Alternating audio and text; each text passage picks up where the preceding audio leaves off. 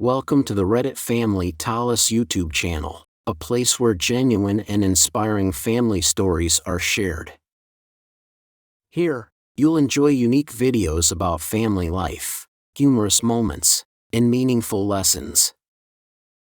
Let's explore together the stories where love and connection shine through. Join us in creating beautiful memories.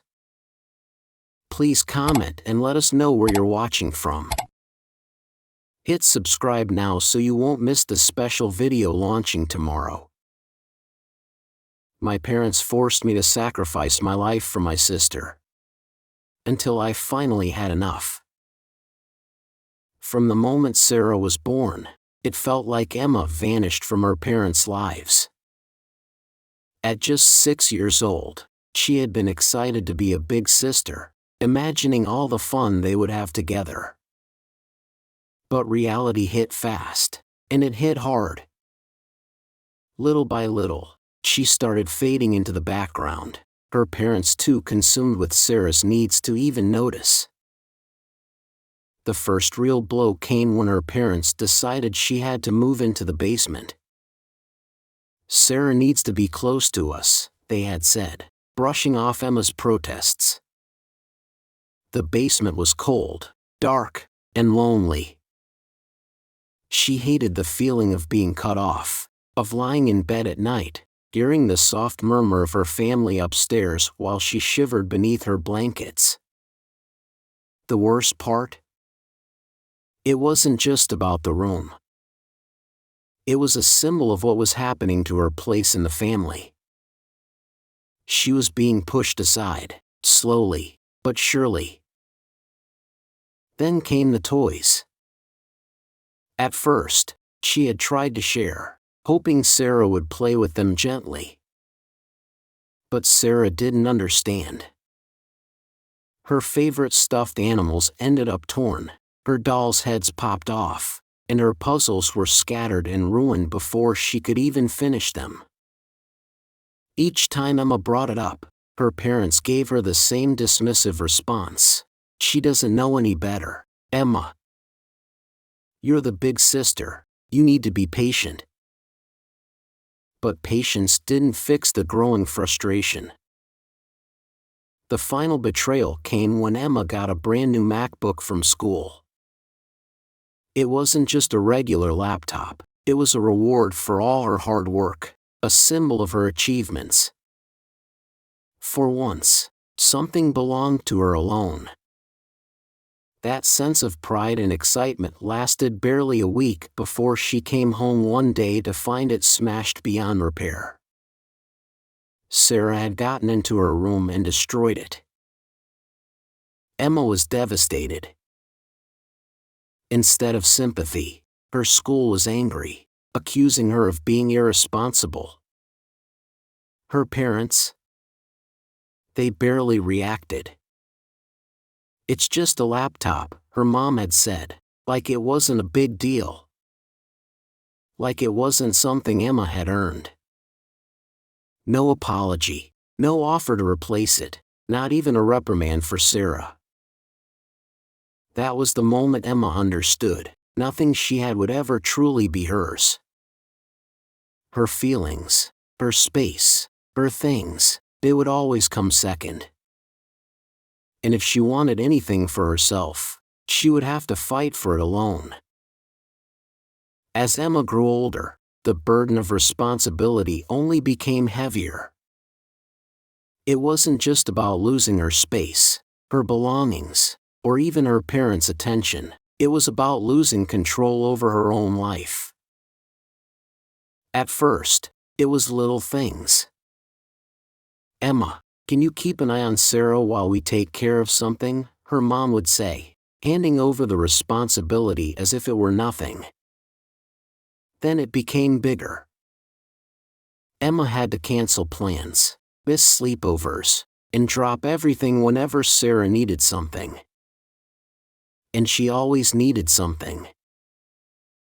It didn't matter if Emma had a test the next morning or if she was in the middle of an assignment. If Sarah had a meltdown, if she needed to be calmed down, If her parents were too exhausted to deal with it, Emma was expected to step in. The unspoken rule in the house was clear: Sarah came first. Always. She started losing friends. At first, they understood when she said she couldn't hang out. Family stuff, she'd say, forcing a smile. But after a while, they stopped asking. What was the point when the answer was always no? The breaking point came when Emma tried to do something for herself. She had been looking forward to the new Spider-Man movie for weeks. Her friend Jake had bought the tickets, and for once, she was going to do something that was just for her. For 2 hours, she could escape. No calls, no interruptions, just a normal night out. So, for the first time ever, she turned off her phone. Walking out of the theater, she felt lighter, happier than she had in a long time, until she turned her phone back on. Missed calls. Dozens of them. Her heart sank as she called home, her mother answering on the first ring. "Where have you been? We needed you an hour ago." Emma tried to explain, but it didn't matter.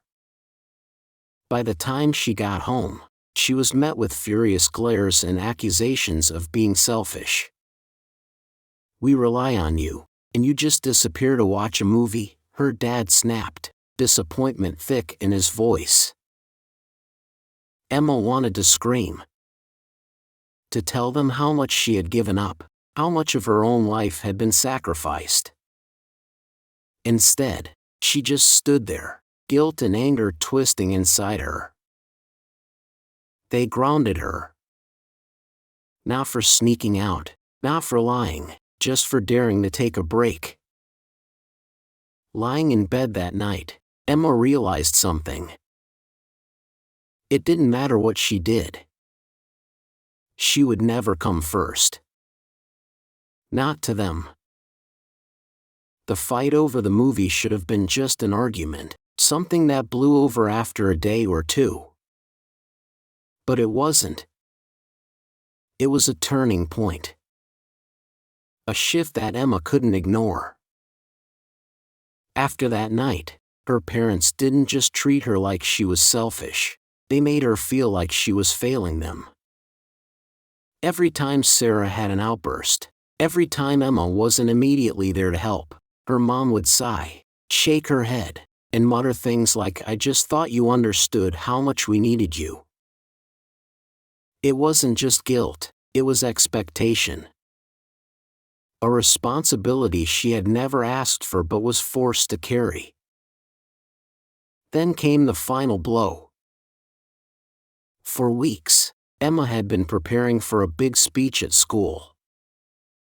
It was the first thing in a long time that was hers, something that made her feel like she was more than just Sarah's sister. She spent late nights rehearsing, pouring her heart into every word, imagining how proud her parents would be when they saw her standing up there in front of everyone. For once, she thought, they would see her. The day of the speech, her parents promised they would be there. Her dad even told her they were proud of her. Emma had clung to that, holding on to the hope that for just one evening, she would be their priority. She stood on stage, looking into the audience. They weren't there. At first, she told herself they were just late. Maybe they got stuck in traffic. Maybe something came up. But the longer she stood there, scanning the crowd, the harder it became to deny the truth. They weren't coming. After the speech, she found out why. Sarah had a meltdown, and her parents had to stay with her. "You understand, don't you?" her mom said later, brushing it off like it was nothing. We really wanted to be there, but you know how it is. Emma wanted to scream. She wanted to tell them that no, she didn't understand. That it wasn't fair. That she was tired of being an afterthought. But instead, she just nodded. Because what was the point? That night, as she lay in bed, she realized something painful. No matter what she did, no matter how hard she tried, she would always come second. And she was done pretending she was okay with that. The speech was supposed to be a defining moment, a night Emma could finally step out of Sarah's shadow. Instead, it was just another reminder of how little she mattered. She spent days after that stuck in her thoughts, replaying every disappointment, every moment she was pushed aside. But it wasn't until the college conversation that everything truly fell apart. For the first time in a long time, Emma was excited. College wasn't just about education, it was about freedom. It was about a fresh start, one where she wasn't a built-in babysitter, where she could finally figure out who she was outside of being Sarah's sister. She and her dad sat at the kitchen table, brochures spread out in front of them. She talked about her dream schools, the things she wanted to study, how she imagined her life finally being hers. For the first time in years, it felt like she had something to look forward to. Then her dad made the joke. Well, you better pick something that pays well. After all, you'll be taking care of Sarah one day. He laughed like it was nothing, but Emma felt like she had been punched in the stomach. Everything inside her snapped. All the resentment, the exhaustion, the years of feeling invisible, it all came rushing out in a tidal wave of anger. She slammed her hands on the table, her voice breaking as she yelled, "Why do you just assume my entire life is going to be about Sarah? What about me? What about what I want?" Her parents just stared at her like she was speaking another language. "Emma, you know Sarah needs you," her mom said softly, like she was the unreasonable one. "We won't be around forever. You have to understand, this is just the way it is. The way it is." Like she never had a choice. Like her future wasn't hers to begin with. Tears burned in her eyes as she shook her head. "No. That's not fair. You never asked me what I wanted. You never even thought about it. You just decided that my life, my entire future, is supposed to revolve around Sarah." Her dad sighed, rubbing his temples. "Emma, you're overreacting." That was it. The final confirmation that they would never, ever see her as anything other than Sarah's backup plan. Emma didn't say another word. She just turned and walked to her room, locking the door behind her. She sat on the floor, staring at the walls, her whole body trembling. She had never felt so alone. Hours passed, then a full day, and still, nothing. No knock on the door. No attempt from her parents to check on her. Emma had just laid everything bare, had told them how much she was hurting, and they didn't even care enough to follow up. That was when she knew. She couldn't stay here. She had spent her entire life being the backup plan, the afterthought, the one expected to sacrifice everything for Sarah. But if she stayed, it would never change. They would never see her as anything other than Sarah's caretaker. So, She did the only thing that made sense. She packed a bag. She didn't need much, just the essentials. Some clothes, her laptop, the few things that were actually hers. Then, without second-guessing herself, she texted the one person who had always made her feel like she mattered. "Grandpa, can I come stay with you?" The response came almost instantly. "Doors open, kid." Her hands shook as she grabbed her backpack and walked out of her room. The house was quiet except for the distant hum of the TV in the living room. She hesitated at the front door, half expecting her parents to suddenly notice her, to call her back, to say something. They didn't. She stepped outside, shutting the door behind her, sealing her decision in place. The drive to Grandpa's house was quiet, but for the first time in a long time, Emma didn't feel trapped. She didn't feel like she was suffocating. She felt free. When she arrived, Grandpa didn't ask a million questions.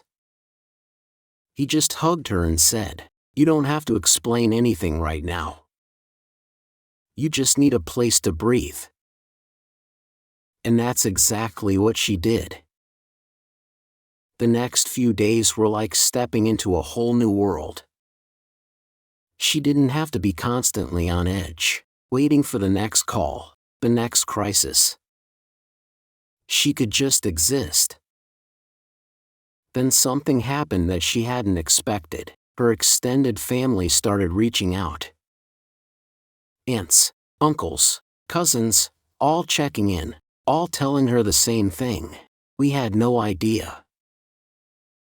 Turns out, her parents had been lying to everyone. They had been telling the family that they had hired professional help for Sarah, that everything was fine, that Emma was just helping out occasionally. That was the final betrayal. They had taken money from the family, money that was supposed to be for Sarah's care, and instead, they had pocketed it. Meanwhile, Emma had spent her entire life as an unpaid, unappreciated caregiver. She didn't know what stung more, the lies or the fact that, even now, her parents were still trying to manipulate the situation. But for the first time ever, she wasn't alone. Her family stood behind her. And she wasn't going back. Not this time. Not ever. What would you do in Emma's situation? Do you think she made the right choice by leaving, or should she have stayed and tried to work things out with her parents? Share your thoughts in the comments below. Have you ever felt overshadowed or pressured into responsibilities you never signed up for? Let's talk about it. Your experiences matter. Don't forget to like, share, and subscribe for more real-life stories that will leave you thinking.